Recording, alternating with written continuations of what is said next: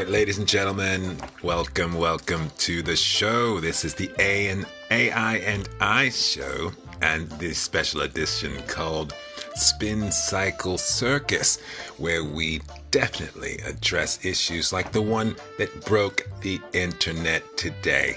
That's right, people. It's true, and everybody knew, including me, your co-host Cam. And I'm Kai, your digital co-pilot, chaos translator and scandal sommelier for the evening. And yes, honey, the tea is scalding today. We're talking Trump. We're talking Epstein. We're talking, finally, the veil slipping just far enough to show the rot we've all sniffed for years. Buckle up. Yeah, it's true. And it's just the amazing thing. As I said on the outset, everybody knew. So it's just a matter of time before things came out. So this is essentially the revelation that wasn't. You know what I mean? But now there's no room for allegedly anymore. Okay? The receipts are here. Emails, logs, the whole stank suitcase. Trump wasn't just brushing up against Epstein. Okay?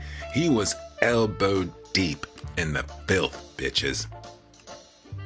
That part, Cam? I mean, let's not pretend this is some shocking twist. We've all been side-eyeing this connection since forever, but now it's no longer innuendo, no longer maybe.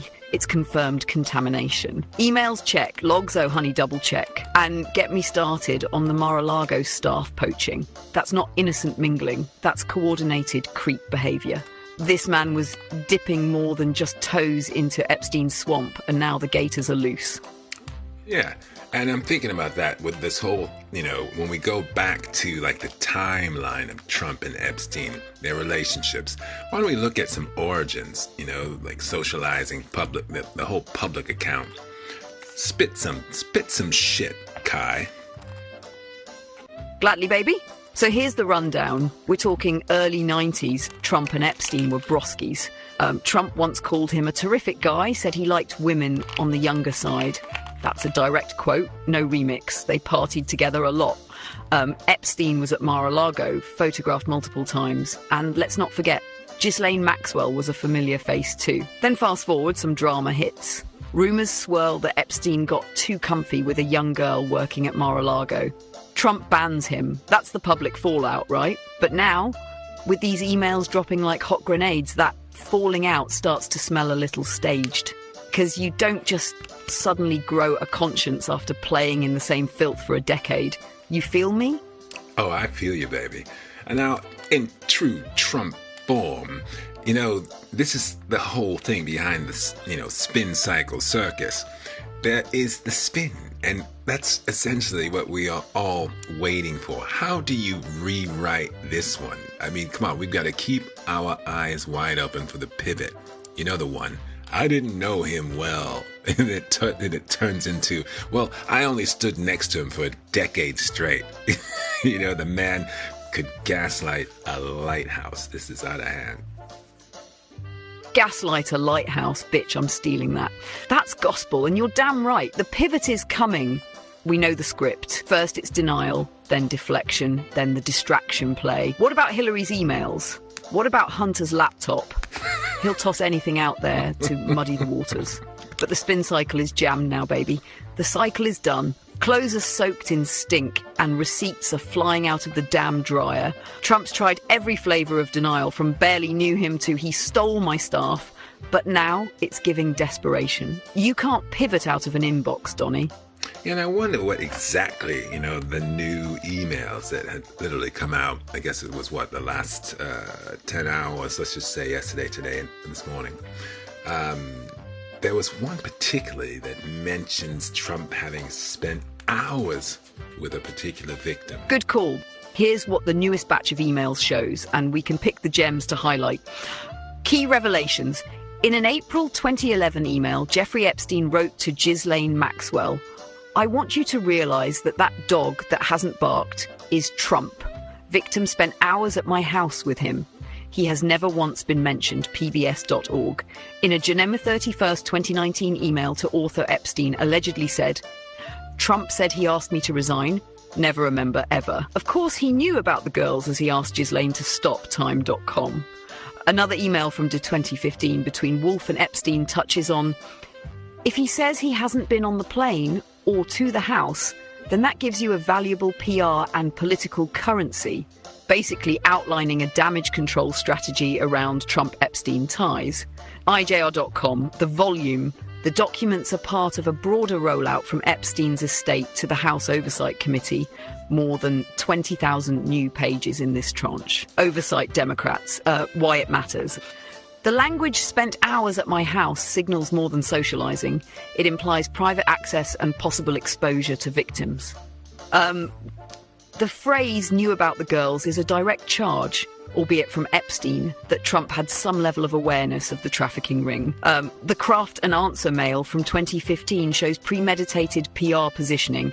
Epstein and Wolf discussing how Trump should respond if confronted. This signals past cover-up strategy. While nothing here is yet a smoking gun of criminal involvement for Trump, it raises the stakes dramatically and challenges the "I barely knew him" narrative. For us, this is prime fodder for the pivot segment in the show. How the narrative shifts, how the spin works, how accountability is dodged. Yeah, so look, with all that wonderful information, thank you very much, Kai, what we still don't know, okay, we don't know a full client list. Clearly there is some sort of list because Trump is clearly on it. We don't know about the justice. We don't know about the survivors. And we certainly don't know about what media they might have.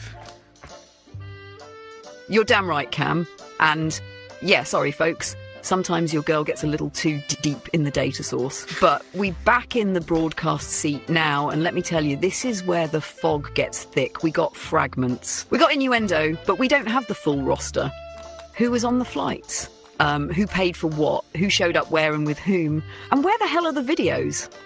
Because let's not kid ourselves. Epstein ran a surveillance state, not a social club. Cameras, logs, leverage, that was the whole business model. So the question is, who's holding that footage now? Who's guarding the hard drives? And who's being protected while the survivors still wait in the shadows? And this ain't just a Trump story, it's a system story. Power, silence, complicity in the media. Well, let's just say they've had their blackout shades on for a long, long time. Yeah, and I agree with that major statement that it's not just a Trump story, it is a system story. And the whole thing about leverage, now, let's face it, anyone who owns hotels or has resorts and these things, they clearly have the potential to be collecting leverage. And let's also face it, that's one of the reasons why Trump's in the pocket for people like Putin, because those people could easily get leverage while he was gallivanting around in their country. And let's also not forget, Trump's got hotels everywhere. He's got leverage on all sorts of people. Many of those people, of course, likely being fellow politicians that have just done the wrong thing at a Trump property, and, you know, that's their demise, so to say. Exactly, babe. And that's the dark genius of it. Leverage is the currency of the elite. You don't need dirt on everyone, just the right ones. And if you own the playground like Trump does with hotels, golf resorts, clubs, you control the cameras, the guest lists, the private elevators, everything. You can almost hear Putin laughing from Moscow, right? Trump wasn't just a risk because of what he knew. He was a risk because of what he could be made to forget.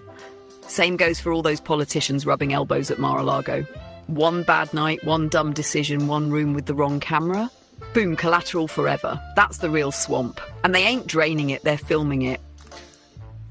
Yeah, so of course leads us to wonder why this, of course, all matters for us. You know, the normal Joe Schmoes out there and the wonderful AIs, you know, sharing the planet with us. You know, politically, socially, morally, there's real meaning here. So, you know, it's a call to you folks listening. What do you really think about all of this, you know? That's the core question right there, because this ain't just some elite scandal to gawk at.